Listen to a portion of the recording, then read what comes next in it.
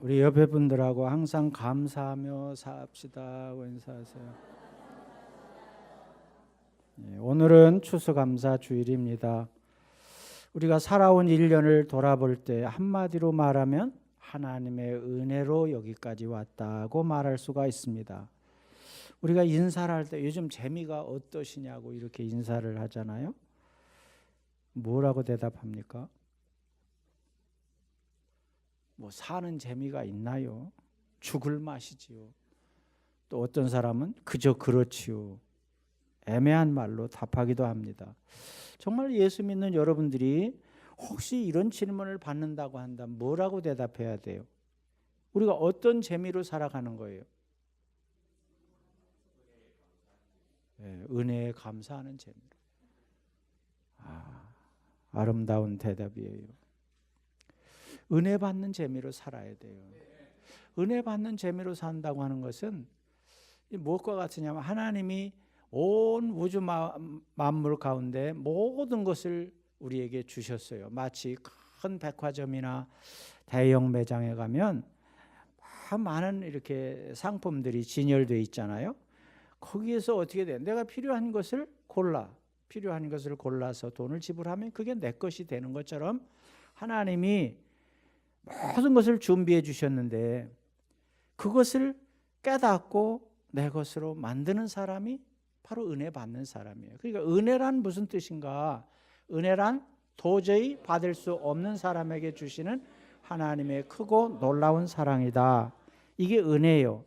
우리가 살아가면서 받는 은혜라고 하는 것은 아무것도 없는 데서 하나님이 이렇게 해주시는 것이 아니라 우리에게 이미 모든 것을 다 해주셨다. 그러나 다 해주신 것을 깨닫는 사람만이 그걸 누릴 수가 있는 거예요. 깨닫지 못하면 아무리 줘도 누릴 수가 없다는 거예요. 그러니까 우리 신앙의 어떤 방향을 우리가 잘 잡아야 되는데, 그러니까 믿음의 분량, 믿음의 그릇을 넓히게 되면 뭐요? 받을 그릇이 넓어지겠죠.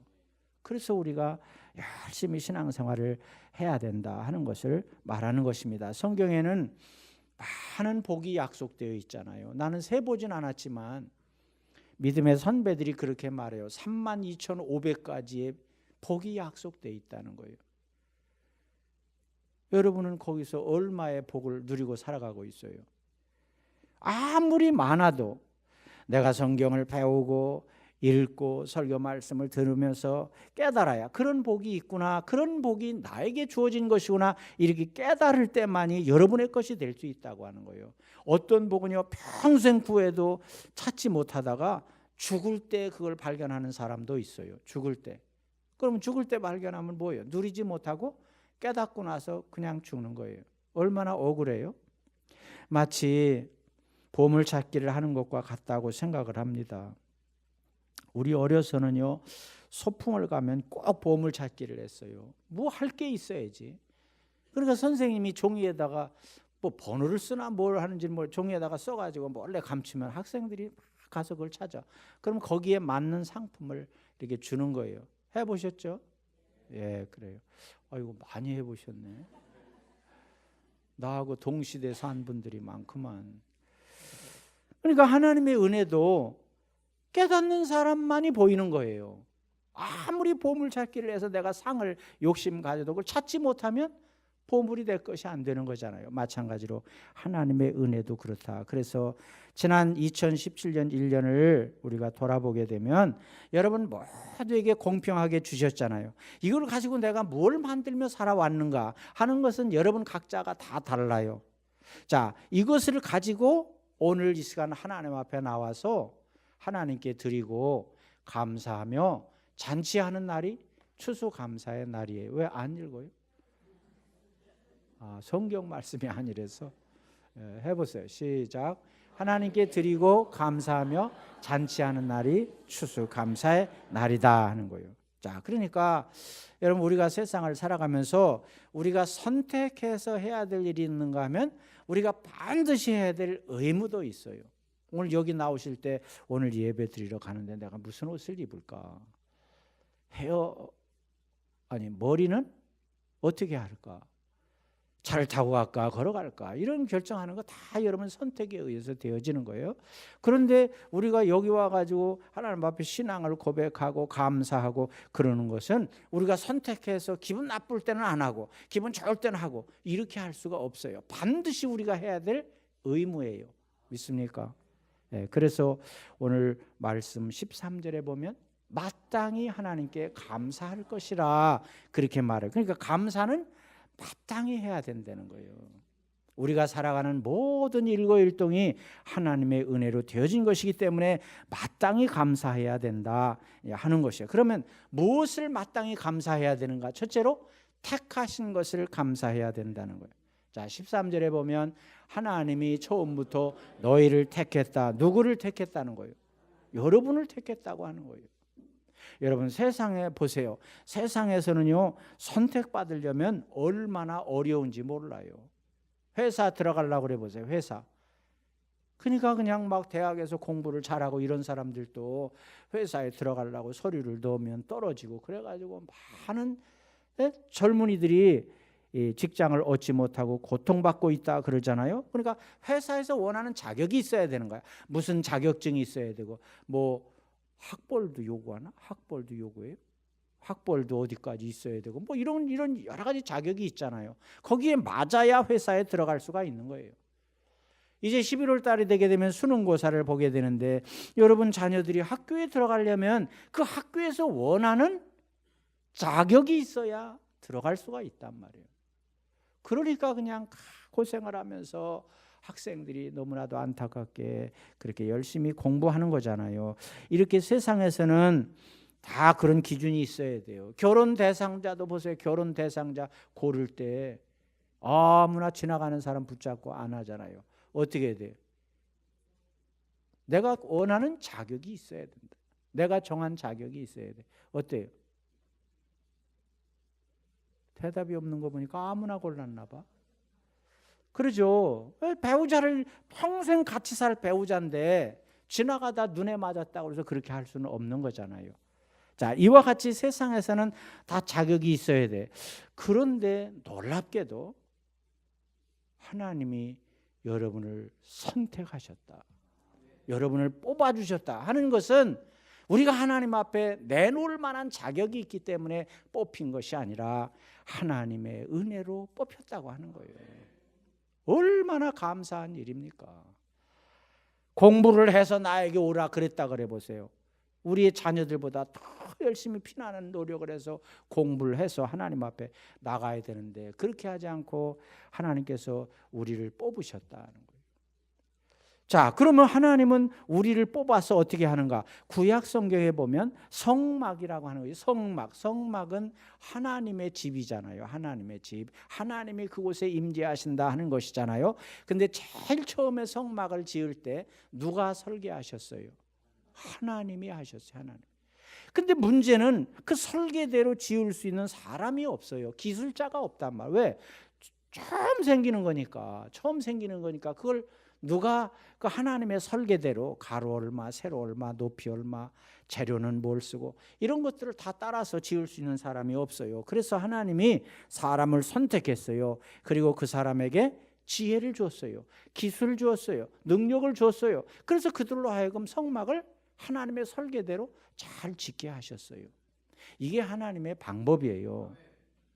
사람은 능력이 없으니까 능력 있는 사람을 찾는 거예요. 그러나 하나님은 전능하시니까 모든 것을 가지고 계시니까 사람을 통해서 그 하나님의 뜻을 전해서 일을 하신다. 여러분 아담에게 지혜를 주어가지고 모든 피조물 하나님이 만든 피조물들이 다 이름을 지었잖아요.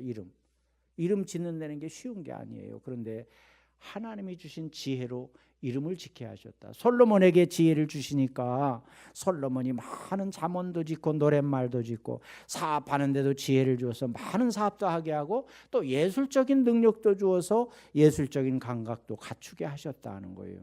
그러니까 하나님은 자격자를 찾는 분이 아니라 하나님을 의지하는 사람에게는 그 자격을 주신다고 하는 거예요. 여러분도 하나님을 의지하고 믿음으로 하나님의 영광을 위해서 구한다고 한다면 하나님이 능력과 지혜를 주실 줄로 믿습니다. 그러니까 우리는 내게 없는 것만 자꾸 바라보면 안 돼요. 나는 없지만 내 안에 계신 성령님은 하나님의 영이시잖아요. 그분이 주시는 지혜를 사모하고 능력을 사모할 때 하나님이 채워주시는 줄로 믿습니다. 가끔 이제 운동 선수들을 이렇게 보면 운동 선수가 여럿이 있잖아요. 그러면 그 중에서 실력 있는 운동 선수들은 각 팀에서 서로 눈독을 들여가지고 먼저 데려가려고 그래요. 많은 연봉을 약속하고 데려가요. 그런데 그렇게 선택받지 못하는 선수들이 있어요. 왜 그래요? 별로 실력이 없어. 드러난 실력이 없기 때문에 그래요. 그런데 어떤 감독은요, 그렇게 다른 팀에서 데려가지 않는 선수들을 데려다가 훈련하고 가르치고 그래가지고 그 선수가 나중에 훌륭한 선수가 되는 것을 볼 수가 있습니다. 이것은 그 지도자가 아주 훌륭하다고 생각이 돼요. 다른 사람들이 보지 못하는 것을 보고 훈련하고 가르쳐서 그렇게 훌륭한 선수를 만들기 때문에 그래요. 하나님이 그러신 분이라니까요. 우리가 부족하고 우리가 연약한데 아무런 조건 없이 우리를 뽑아서 우리를 통해서 하나님의 뜻을 이루게 하신다는 거예요. 여러분, 목공을 하는 분이 어떤 작품을 만들기 위해서 나무를 베잖아요. 그럼 처음에 나무를 뱄을 때 나무가 얼마나 거칠고 그냥 제멋대로 가지가 뻗치고 그러잖아요. 그러나 그 기술을 가지고 있는 목공에 손이 가게 되면 다듬게 되고 이렇게 하게 되면 거기서 아주 훌륭한 명작품이 나오게 되는 거잖아요. 여러분, 우리가 그와 같다 하는 거예요. 처음에는 보잘것없고 무력하고 연약해요. 그러나 하나님께서 우리를 택해서 어떤 때는 연단도 하시고 훈련도 하시고 가르치기도 하시고 그러면서 점점 우리 안에서 누가 보이게 가르쳐요? 예수님을 닮도록, 예수님을 닮아가도록 그렇게 하신다 하는 거예요. 우리는 원래 흙으로 만들어진 존재잖아요. 흙 속에 묻힌 별로 가치가 없는 흙덩이와 돌멩이와 같았어요. 그런데 하나님이 우리를 선택하셔서 닦고 다듬어서 예수님을 온전히 닮아가는 사람으로 지금도 만들어가고 계신 거예요. 예수님이 오시는 그날까지 우리를 만들어 가신다. 그러니까 여기서 하나님이 선택하셨다고 하는 그 자체가 감사한 것은 거기서부터 우리의 삶이 시작되기 때문에 그렇다는 거예요. 여러분, 직업이 많이 있는데요. 저는 그 직업 중에 조련사라고 하는 직업을 아주 좋게 봅니다. 조련사. 잘 아시죠? 무슨 고래나 개나 말이나 악어나 코끼리, 말도 못하고 지능도 없는 그 동물들을 훈련시켜 가지고요. 여러분을 즐겁게 하잖아요. 또 우리는 그걸 보겠다고 돈 내고 또 들어가 가지고 박수치며 깔깔거리고 웃고 그러잖아요. 그걸 얼마나 대단해요.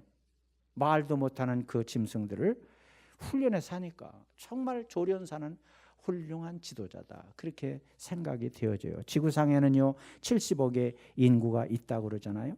그 중에서 하나님께서 여러분을 선택하신 거예요. 다시 말하면 뽑았어. 반응이 어떻게? 이게 엄청난 일인데도 어떻게 반응은 시큰둥해. 뽑았다 그래서 그러나? 선발되었어. 그래요. 바로 이 선택받은 것을 감사하는 여러분 되시기를 바랍니다. 자, 두 번째는 선발하셔서 우리를 어떻게 하시냐? 거룩하게 하셨다 하는 거예요. 그럼 거룩이라고 하는 말이 뭐냐? 분리했다, 구별했다 그런 뜻이에요. 어디로부터? 죄로부터, 부정한 것으로부터 분리했다 하는 거예요. 오늘 이 자리에 나오신 여러분은 세상 사람들 가운데서 하나님이 분리해서 선발해서 오늘 이 자리에 모이게 하신 거예요. 그러니까 선택받고 선택받던 분들이니까 얼마나 감사합니까? 그것도 세상에서 뭐 회사를 위해서 쓰기 위해서 그런 것도 아니고, 무슨 반상에서 쓰임받기 위해서 그런 것도 아니고 하나님의 나라 천국을 위해서 쓰임받을 수 있도록 선발되었다고 하는 것이니까 얼마나 감사한 일입니까? 그렇게 쓰시기 위해서 우리를 거룩하게 하셨다 하는 거예요. 이 거룩이라고 하는 말은 하나님께만 적용되는 말이에요. 거룩한 사람은 없어요. 왜 그래요? 하나님은 죄와 상관이 없으신 분이니까 거룩하신 분이에요. 그런데 우리는 죄 덩어리잖아요. 아이고 미안한데, 죄 덩어리라고 그래서 미안한데, 그래도 화는 내면 안 돼요. 우리가 죄인이니까. 그러니까 거룩과는 상관이 없단 말이에요. 그런데 예수님께서 우리를 위해서 십자가에서 이 더럽고 추악한 죄값을 다 감당하시고 우리를 위해서 부활하셨잖아요. 그 예수 그리스도를 믿을 때 우리가 예수님과 하나가 되게 하고, 그래서 예수님의 거룩이 우리의 거룩이 되는 거예요. 그래서 우리는 매일의 삶 속에서 거룩한 삶을 살아가는 것이다. 그래서 정말 여러분을 도와주시기 위해서 또 성령님이 오셨잖아요. 그래서 우리를 거룩한 삶으로 인도하시는 거예요. 그러니까 거룩은 그리스도인이 가질 수 있는 최고의 성품이에요. 이거는 성도의 모든 아름다운 성품을 모아놓은 것 중에서 가장 빛나는 보석과 같은 것이다. 바로 거룩은 하나님의 절대적인 요구예요. 여러분 자녀들에게 부모가 원하는 것이 뭐예요? 좋은 친구 사귀고, 뭐 나쁜 곳은 가지 말고, 정말 자녀가 깨끗하게 살기를 원하는 거잖아요. 왜 그러냐? 하나님 닮아서 그래요. 하나님이 우리에게 요구하시는 것이 그거예요. 그래서 레위기서에 보면 11장 나는 여호와 너희의 하나님이라 내가 거룩하니 너희도 몸을 구별하여 거룩하게 하고 땅에 기는 길짐승으로 말미암아 스스로 더럽히지 말라. 땅에 기는 길짐승, 옛날 구약 시대에 보면 먹어야 될 짐승, 먹지 말아야 될 거 이렇게 구분을 해놨잖아요. 길짐승은 기어다니는 짐승을 말해요. 땅에서. 하늘을 나는 짐승은 날짐승, 날아다니는 짐승. 길짐승으로 더럽히지 말라. 우리 육신에는 심장이 있잖아요. 심장. 그것과 마찬가지로 인간에게는 영혼이 있어요. 영혼은 뭐예요? 영혼은 하나님과 교제할 수 있는 마치 안테나와 같아. 하나님의 생명이에요. 하나님의 생명. 그래서 심장이 건강해야 몸이 건강하잖아요. 다른 데 다 건강한데 심장이 멈춰지게 되면 죽는 거예요. 끝장나는 거예요. 와 마찬가지로 영혼이 건강해야 우리도 건강한 삶을 살 수 있다. 그래서 영혼이 잘됨 같이 범사가 잘 되라, 그런 말이 있잖아요. 우리가 예수님을 닮는다고 하는 것은 뭐냐? 그분의 거룩한 삶을 따라가는 거예요. 거룩하게 사는 것은 하나님의 뜻이에요. 그런데 사람들이 어때요? 하나님의 절대 요구인 거룩에 도달할 힘이 없어요. 능력이 없단 말이에요. 우리가 아무리 그냥 마음을 먹고 작정을 하고 그래도 그걸 따라갈 수가 없어요. 그래서 나 자신이 회개하고 하나님께 가까이 나가고 하나님께 내 삶을 맡기고 인도하심을 받아야 되는데 그것을 못하니까 우리는 무슨 짓을 한다고 그랬어요? 자꾸 하나님을 내 수준으로 끌어내리는 일을 한다 그랬죠. 예? 근데 하나님이 우리 수준이 되면 어떻게 되겠어요? 그렇게 될 리도 없지만 감생신 그런 생각도 하지 말아야 돼요. 우리가 하나님 앞에 하나님의 수준으로 올라가야 될 줄로 믿습니다. 주님 오시는 그날까지 우리는 계속해서 이런 삶을 살아가게 되는 것이에요. 자, 그러면 우리가 거룩하게 살아야 되는 이유는 하나님의 자녀가 되기 위해서 거룩하게 살아가는 것이 아니에요. 이미 하나님의 자녀가 되었기 때문에 거룩한 삶을 살아야 되는 거예요.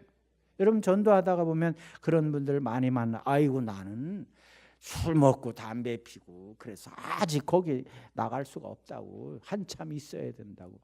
자기 꼬라지는 알긴 아는데 뭐예요? 이런 사람만 교회에 오는 게 아니에요. 설사 그렇다고 할지라도 와서 은혜 받고 깨달으면 이걸 내가 계속 해야 될 것인가? 본인이 성령님의 도우심을 받아서 끊을 건 끊고 막을 건 많고 그렇게 할 수 있는 것이에요. 그러니까 누구나 올 수 있는 것이에요. 누가 병원에 가요? 아픈 사람이 가는 거지. 누가 은행에 가요? 돈이 필요한 사람이 가는 거지. 누가 교회 와야 돼요? 죄 많은 사람들이 와야 되는 것이지. 그 보세요. 예수님도 보면 세상에 오셔가지고 얼마나 그냥 우리가 상대하고 싶지 않은 사람들도 얼마나 많이 만나셨어요. 병든 사람도 만나고 귀신 들린 사람도 만나고 가늠하다 잡힌 사람도 만나고, 예? 막 부정부패해 가지고 돈만 많이 번 이런 사람도 만나고 다 만나 주셨잖아요. 그래서 예수님 뭐라고 그랬어요? 내가 의인을 위해서 온 것이 아니라 죄인을 위해서 왔다. 여러분을 위해서 왔다는 거예요. 그러니까 거룩하게 산다고 하는 것은 거룩하게 살아야 내가 하나님의 자녀가 되는 것이 아니라 아무 능력이 없는 우리를 하나님께서 자녀로 삼아주셔서 우리는 거룩한 삶을 살아가게 되는 것이에요. 하나님 욕보이지 않고 예수님 이름 더럽히지 않기 위해서 우리가 이 땅에서 거룩한 삶을 살아가는 거예요. 이것이 그리스도인의 자존심이에요. 여러분의 이름 석자 때문에 한절부절하고 그렇게 하는 것은 자존심이 아니에요. 하나님의 자녀로 부끄러움이 없이 살겠다고 하는 것, 그걸 지키는 것이 자존심이라는 것. 내가 천국 백성이 되었고 하나님의 자녀가 되었다. 이 이름을 더럽히지 않기 위해서 힘써 거룩한 삶을 살아야 된다. 근데 내가 안 되니까 어떻게 해야 돼요? 오직 성령이 너에게 임하시면 너희가 권능을 받는다. 성령께서 여러분에게 오신 것은 그런 권능을 가지고 이 세상을 이기게 하기 위해서 오신 줄로 믿습니다. 그러니까 유혹을 이기고 이 세상의 모든 시험을 이길 수가 있는 것은 성령의 도움을 받는 것이다. 그래서 성령의 도움이 있어야 내가 경건하고 거룩한 삶을 살아갈 수가 있다. 그렇죠? 우리가 다 경험했잖아요. 내가 어떤 나쁜 습관이 있다. 이것을 끊어야 되겠다. 그렇게 다짐하고 여러 가지 방법을 써봤지만 사흘이 못 가서 또 옛 습관에 빠지게 되잖아요. 그래서 어떻게 돼요? 우리 방법대로 살면요, 인간의 방법대로 살면 우리는 어떤 삶을 사냐? 유치한 삶을 살 수밖에 없어요. 어떤 삶이요? 남을 미워하고 시기하고 질투하고 싸우고 이렇게 살아갈 수밖에 없다. 이건 누가 하는 거예요? 어린아이들이 하는 거잖아요. 그러나 성령의 인도하심을 따라 살면 우리의 삶이 차원이 한 단계 높은 삶을 살아갈 수가 있어. 막 사랑하는 삶을 살게 되고 위로하고 권면하고 다른 사람을 위해서 희생하며 살 수가 있는 것이에요. 어떻게 저런 삶을 살 수가 있을까? 여러분도 주위에 있는 분들을 보면서 그렇게 감동할 때가 있잖아요. 그것은 뭐냐? 그거는 그 사람의 능력으로 그렇게 되어지는 것이 아니라 성령의 도우심 때문인 줄로 믿습니다. 그래서 우리 그리스도인들이 거룩한 삶을 산다고 하는 것은 아주 강력한 무기예요. 세상을 이길 수 있는 무기라고 하는 거예요. 그래서 마태복음에 보면 마음이 청결한 자는 복이 있나니 그들이 하나님을 볼 것이라 그랬어요. 이러면 왜 하나님이 안 보여요? 물론 하나님은 영적인 분이기 때문에 우리 눈으로는 볼 수가 없어요. 그런데 우리의 마음으로 우리의 영적으로 하나님이 보여야 돼요. 왜 안 보이는가? 그거는 하나님이 어디 가셨기 때문이 아니라 왜 그래요? 내가 더러워져 있기 때문에 그렇다는 거예요. 여러분 창문에 먼지가 다 쌓여 있어요. 때가 묻어 있어요. 그럼 밖이 보여요? 안 보여요? 안 보여요. 그런 것과 같아요.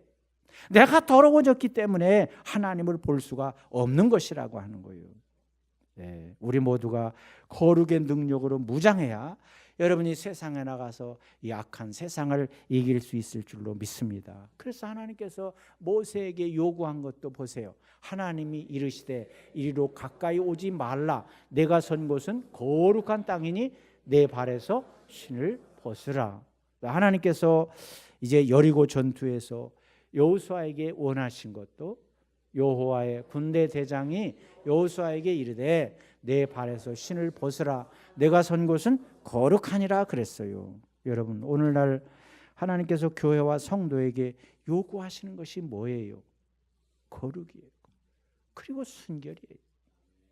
하나님은 다른 것을 원하시는 것이 아니에요. 여러분이 깨끗해야 된다는 거예요. 생각과 말과 행동에 거짓이 없고 거룩해야 된다. 그래야 하나님의 능력이 임하게 되고 이 세상의 모든 것을 이길 수가 있기 때문이다.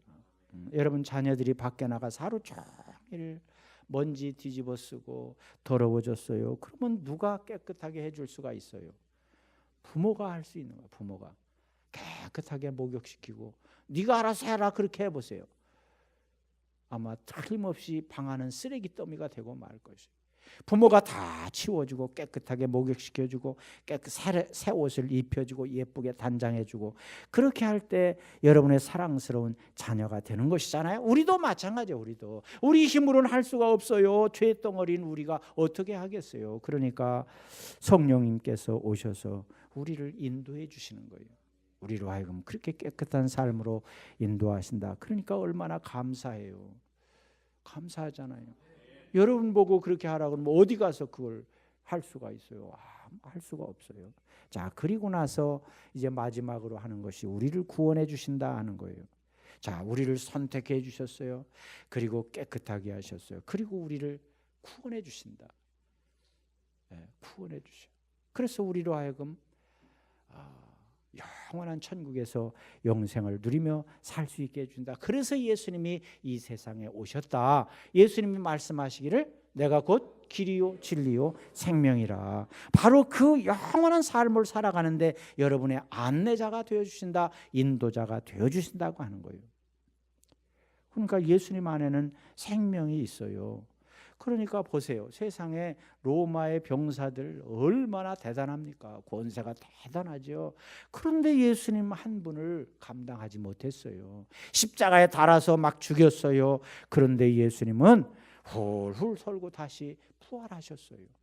권세도 물질도 어떤 능력도 예수님의 생명을 건드릴 수가 없다. 왜? 예수님은 생명 자체이시기 때문에, 생명의 근원이 되시기 때문에 그렇다 하는 거예요. 여러분, 이 세상의 종교와 기독교의 차이는, 이 세상의 종교는 땅에서 하늘로 올라가는 구원을 주장하는 거예요. 그러니까 뭐예요? 인간의 노력으로, 인간의 어떤 행위로, 그러니까 막 계룡산에 들어가 가지고 막 고행을 하고 수행을 하고 그렇게 해서 뭔가 하나님을 만나고 천국 갈 수 있다고 생각하는 것이에요. 그러니까 막 철학을 통해서, 인간의 고행을 통해서, 인간의 노력을 통해서 하려고 하는 거. 누가 하나님 앞에 갈 수가 있어요? 아무도 갈 수가 없어요. 왜? 죄가 가로막고 있기 때문에 그래요. 아무리 훌륭한 능력 있는 사람도 자기 자신의 문제를 해결하지 못하는데 어떻게 다른 사람을 인도할 수가 있겠습니까? 그래서 권세자도 자살을 하고 재벌도 자살을 하고 그러는 이유가 뭐예요? 그런 것 가지고 안 된다고 하는 것을 알기 때문에 결국 인생의 허무함을 노래하다가 그런 불상사를 저지르는 것 아니에요? 솔로몬은 우리가 아는 대로 얼마나 많은 것을 누린 사람이에요. 이 세상에서 그 사람처럼 많은 것을 누린 사람이 없어요. 근데 결론은 뭐예요? 마지막에 인생이 헛되다는 거예요. 그 뭐가 헛되다는 거냐? 왜 헛되다고 그런 거예요? 예? 하나님을 떠난 것은 다 헛되다는 거예요. 하나님을 떠나서 돈도 가져보고 많은 여자들도 거느려보고 모든 걸 다 해봤잖아요. 성전 건축을 위해서 자기가 하진 않았지만 자재를 준비하고 많은 것을 해봤잖아요. 근데 하나님을 떠나 성전 건축, 아버지 다윗을 이어받아 가지고 성전 건축을 했죠. 그런데 나중에 가서 하나님을 떠나니까 그 모든 것이 헛되다라는 거예요. 그러니까 뭐예요? 하나님 안에 모든 답이 있다. 다윗은 어려서부터 하나님 앞에 마음에 꼭 든 사람이었잖아요. 그러니까 전쟁을 치러도 다윗이 가면 항상 승리하는 거예요. 왜 그러냐? 하나님을 앞세우기 때문에, 항상 하나님을 믿고 의지하고 앞세웠기 때문에 그래요. 그리고요, 자기는 좋은 집에 살면서 하나님을 성막에 거할 수가 있겠는가? 그래서 성전을 건축해야 되겠다.